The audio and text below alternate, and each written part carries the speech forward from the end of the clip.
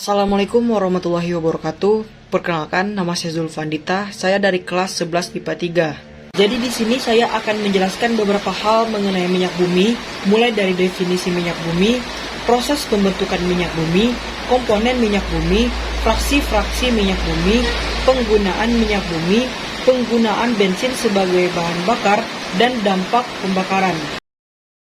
Minyak bumi adalah suatu campuran cairan yang terdiri dari berjuta-juta senyawa kimia. Senyawa yang paling banyak terkandung di dalam minyak bumi adalah senyawa hidrokarbon. Senyawa hidrokarbon ini terbentuk dari dekomposisi yang dihasilkan oleh fosil-fosil tumbuhan dan hewan. Karena asam minyak bumi terbentuk dari sisa-sisa organisme, minyak bumi dan gas alam sering juga disebut sebagai bahan bakar fosil.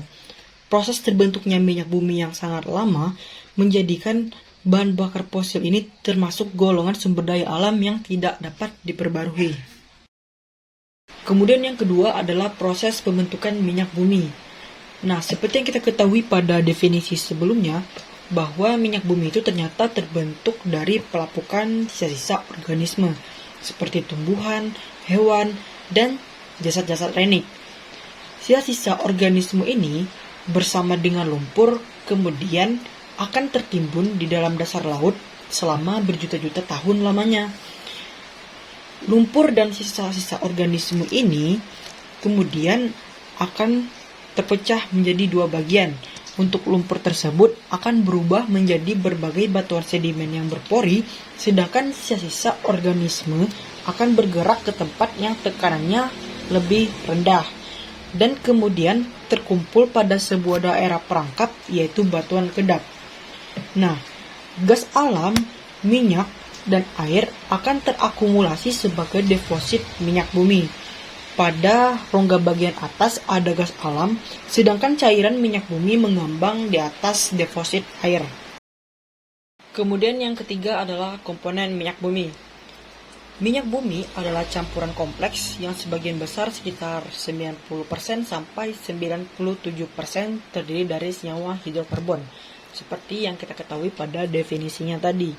Nah, hidrokarbon yang terkandung di dalam minyak bumi paling banyak adalah alkana, sedangkan sisanya adalah sikloalkana, alkena, alkuna, dan senyawa aromatik.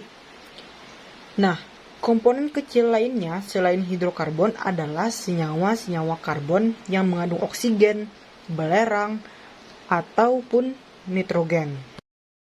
Kemudian keempat ada fraksi-fraksi minyak bumi.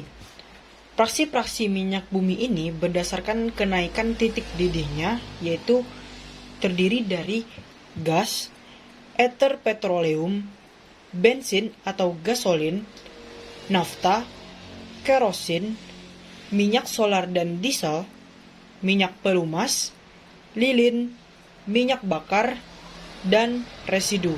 Selanjutnya yang kelima, penggunaan minyak bumi. Struktur kimia dari minyak bumi sangat heterogen, terdiri dari banyak rantai hidrokarbon dengan panjang yang berbeda-beda.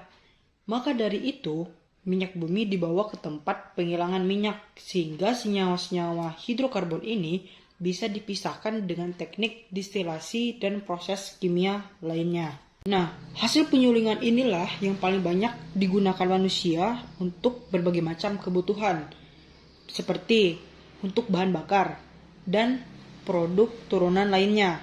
Jenis produk yang paling umum dari penyulingan minyak bumi adalah bahan bakar. Di sini ada beberapa jenis bahan bakar minyak yang bisa kita kenal di lingkungan kita sehari-hari, yaitu khususnya di Indonesia ini. Di antaranya adalah minyak tanah rumah tangga, minyak tanah industri, pertamak, pertalit, premium, minyak diesel, dan lain-lainnya. Beberapa produk hasil olahan hidrokarbon dapat dicampur dengan senyawa non-hidrokarbon untuk membentuk senyawa-senyawa lainnya, seperti tar, aspal, pelumas, alkena atau olefin. Nah, alkena atau olefin ini dapat diproduksi menjadi plastik atau senyawa lainnya. Kemudian ada wax yang digunakan dalam pengepakan makanan beku. Kemudian ada sulfur atau asam sulfat. Sulfur atau asam sulfat ini merupakan senyawa yang sangat penting dalam industri kimia. Kemudian ada kokas minyak bumi digunakan sebagai bahan bakar padat. Kemudian ada paraffin wax. Kemudian ada petrokimia aromatik yang biasanya digunakan sebagai campuran pada produksi bahan-bahan kimia lainnya. Kemudian ada petroleum jelly, bahan yang digunakan oleh Vaseline untuk mempertahankan dan mengunci kelembapan kulit. Kemudian yang keenam, penggunaan bensin sebagai bahan bakar. Bensin adalah salah satu jenis bahan bakar minyak yang tidak bisa diperbarui. Bensin biasanya digunakan untuk kendaraan roda 2 seperti motor, roda 3, dan roda 4 seperti mobil.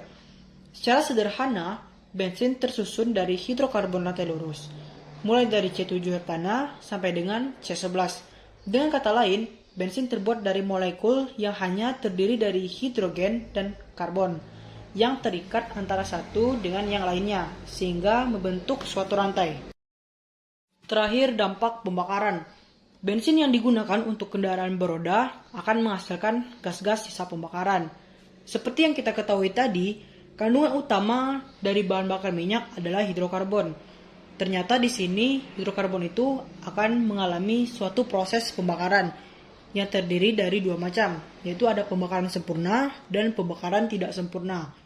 Pembakaran sempurna akan menghasilkan suatu karbon dioksida dan uap air. Sedangkan pembakaran yang tidak sempurna akan menghasilkan suatu partikel padat yang biasa kita kenal dengan asap. Nah, ternyata asap ini berisi suatu butiran-butiran halus seperti karbon, karbon monoksida, karbon dioksida, dan uap air. Pembakaran-pembakaran tersebut ternyata sangat berpengaruh besar terhadap lingkungan kita. Di antaranya adalah 1. Terjadinya greenhouse effect, yaitu peningkatan suhu di permukaan bumi akibat terlalu banyaknya kandungan CO2 di atmosfer. Kemudian yang kedua, adanya gas karbon monoksida. Nah, gas karbon monoksida ini sangat berbahaya bagi manusia karena gas ini lebih mudah terikat oleh hemoglobin daripada gas oksigen. Seperti yang kita ketahui tadi, gas karbon monoksida dihasilkan dari proses pembakaran yang tidak sempurna. Sekian video dari saya. Itulah tadi beberapa hal mengenai minyak bumi. Apabila ada salah kata, saya mohon maaf. Akhir kata saya ucapkan wassalamualaikum warahmatullahi wabarakatuh.